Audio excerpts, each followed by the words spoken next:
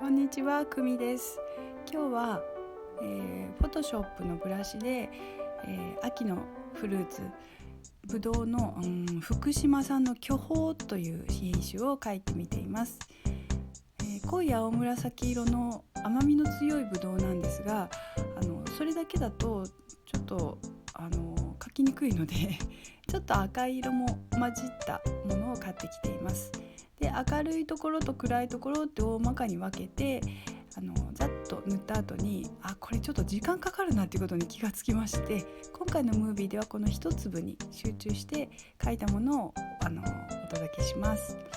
で、この今描いているぶどうの絵のスケッチと使っている色のパレットが入っている Photoshop ファイルをダウンロードできるように下の説明欄に書いておきましたので、よかったら使ってみてください。で、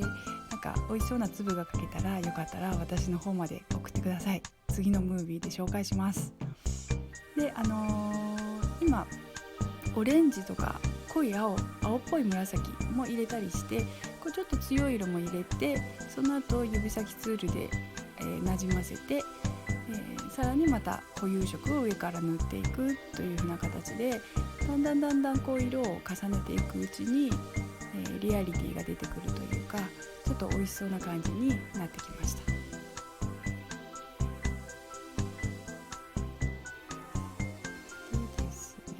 でですね、境界線は綺麗に丸く見えるように消しゴムをきれいに使って描いてあげると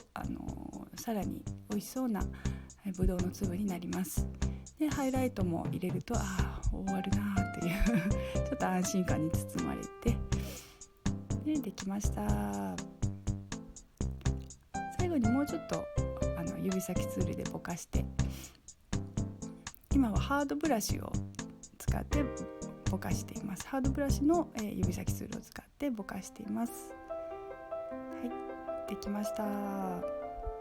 よかったらチャンネル登録してください。Thank you for watching. Bye bye.